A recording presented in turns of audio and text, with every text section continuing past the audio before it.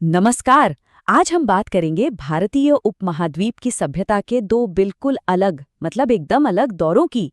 एक कहानी है एक ऐसी दुनिया की जो कहीं खो गई और दूसरी है उसके खंडरों पर बने नए साम्राज्यों की। कमाल की बात यह है कि इन दोनों का समाज बनाने का जो तरीका था उसमें जमीन आसमान का फर्क था। तो चलिए इस दिलचस्प सफर पर निकलते हैं। जरा इस तस्वीर को देखिए। यह है मोहनजोदाड़ो का मशहूर विशाल स्नानागार। और ये कब बना था? कोई 100-200 साल पहले नहीं, बल्कि लगभग 4700 साल पहले। सोचिए, आज भी ये किसी इंजीनियरिंग के चमत्कार से कम नहीं लगता। इसे पक्की ईंटों से बनाया, ऊपर से प्लास्टर लगाया और उसे वाटरप्रूफ करने के लिए प्राकृतिक तारकोल की परत भी चढ़ाई। ये दिखाता है कि उस सभ्यता की प्लानिंग और उनका हुनर कितना जबरदस्त था। तो सवाल ये उठता है कि इतनी एडवांस्ड होने के बाद भी ये पूरी की पूरी सभ्यता आखिर गायब कैसे हो गई? ये प्राचीन भारत के सबसे बड़े रहस्यों में से एक है। हुआ क्या था इन लोगों के साथ? तो चलिए सबसे पहले इसी खोई हुई शहरी दुनिया को समझते हैं। हड़प्पा सभ्यता के रहस्यों को जानने की कोशिश करते हैं। एक ऐसी सभ्यता जो अपने कमाल के ऑर्डर और इंजीनियरिंग के लिए जानी जाती थी। अब जरा इस टाइमलाइन को देखिए।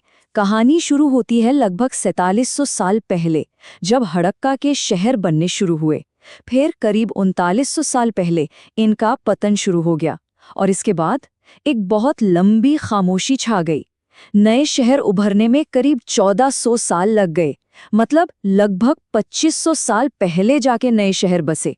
सोचिए, 1400 साल का गैप, ये बहुत बहुत लंबा वक्त होता है।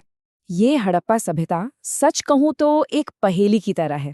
देखिए, एक तरफ तो उनके शहर थे, एकदम परफेक्टली प्लान किए हुए, सीधी सड़कें, ढकी हुई नालियां, सब कुछ एक कमाल के ऑर्डर में।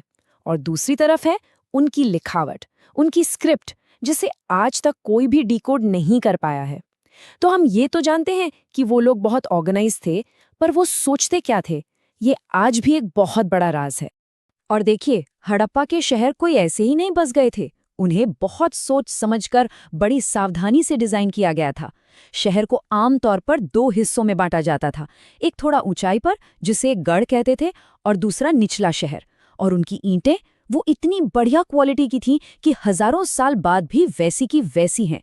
और उनका ड्रेनेज सिस्टम, अरे वो तो आज के कई शहरों के लिए भी एक मिसाल है। बात सिर्फ इमारतों की नहीं है, ये एक जीता जागता समाज था। जरा सोचिए, आर्कियोलॉजिस्ट को चर्ट नाम के पत्थर से बने एकदम सटीक बाट मिले हैं। इनका इस्तेमाल शायद कीमती पत्थर या मेटल तौलने के लिए होता होगा। और ये देखिए, मिट्टी के खिलौने, इन्हें देखकर लगता है ना कि उस जमाने के बच्चे भी इनसे खेलते होंगे। ये छोटी छोटी चीजें हमें उनके व्यापार और कल्चर की एक प्यारी सी झलक देती हैं। लेकिन फिर अचानक सब कुछ बदलने लगा। करीब 3900 साल पहले ये दुनिया जैसे बिखरने लगी। जो सबूत मिले हैं वो बताते हैं कि जो सिस्टम था वो टूटने लगा था। सड़कों पर कचरे के ढेर लगने लगे, नालियां टूट गईं और धीरे धीरे लोगों ने इन शहरों को छोड़ दिया। ऐसा लगा जैसे किसी ने एक महान सभ्यता का पूरा ब्लूप्रिंट ही मिटा दिया हो। तो हड़प्पा की पतन के बाद, जैसा हमने देखा, एक बहुत लंबा गैप आया। और जब समाज ने दोबारा शक्ल ली तो वो बिल्कुल अलग था। इस बार जो नया ब्लूप्रिंट तैयार हुआ वो ईंटों और नालियों का नहीं था। नहीं, ये ब्लूप्रिंट था सामाजिक नियमों और बड़े बड़े अनुष्ठानों का। तो यहाँ से शुरू होता है हमारी कहानी का दूसरा हिस्सा, अनुष्ठानों से राजा बनाने का ये नया तरीका। 1000 साल से भी ज्यादा के गैप के बाद करीब 3000 साल पहले नए लीडर्स सामने आए, जिन्हें राजा कहा जाता था। ये नए राजा हड़प्पा के लोगों की तरह शहरी प्लानर नहीं थे, बिल्कुल नहीं। इनकी शक्ति का सोर्स थे बड़े बड़े यज्ञ और रस्में।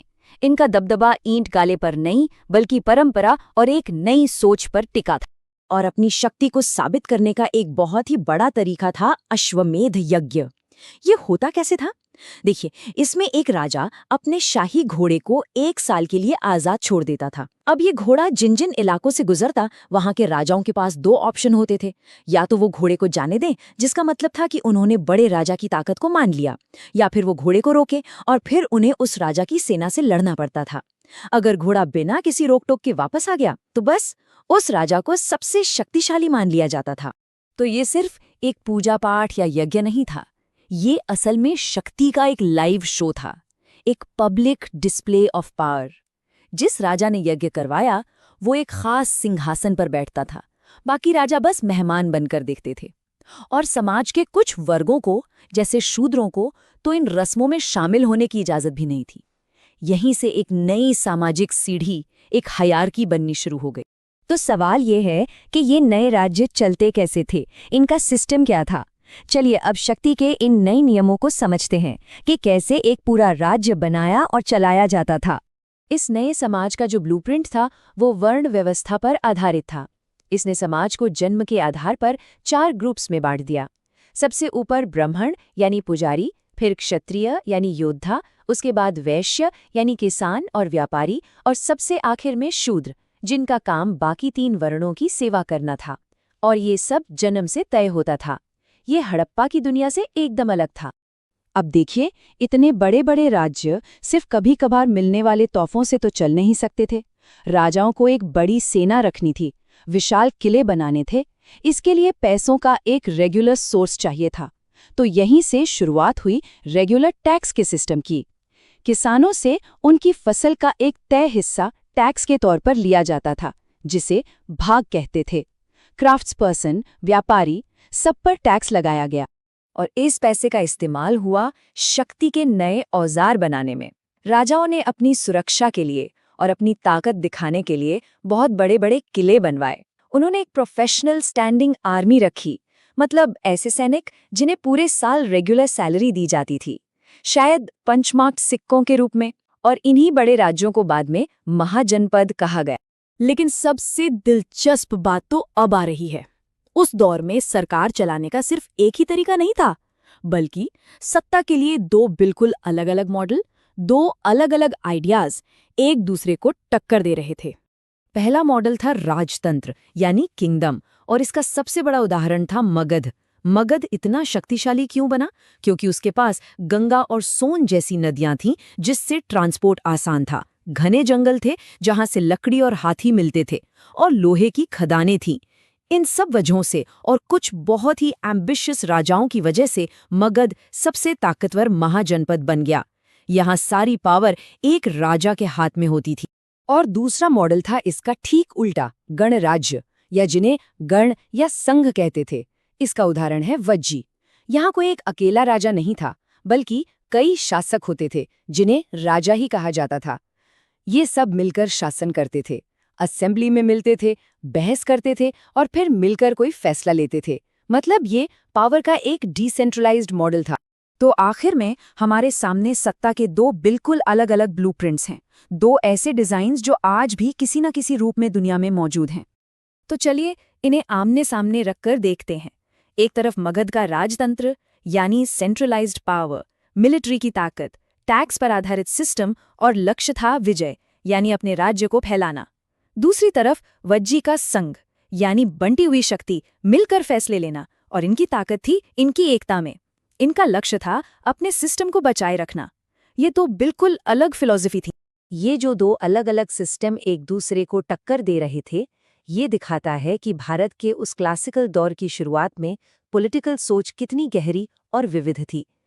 ये एक ऐसा जमाना था जब लोग समाज को चलाने के सबसे अच्छे तरीके को लेकर बड़े-बड़े एक्सपेरिमेंट कर रहे थे। और ये सिर्फ कागजी बातें नहीं थीं। इन नए पॉलिटिकल डिजाइन्स ने असल में बहुत बड़ी ताकत पैदा की। इतनी ज्यादा ताकत कि जब दुनिया को जीतने निकला सिकंदर, अलेक्जेंडर द ग्रेट, भारतीय उपमहाद्वीप की दहलीज पर पहुंचा, तो उसके सैनिकों ने आगे बढ़ने से ही मना कर दिया। क्यों? क्योंकि वो यहाँ के राजाओं की विशाल सेना, उनके रथों और हाथियों की कहानियां सुनकर डर गए थे।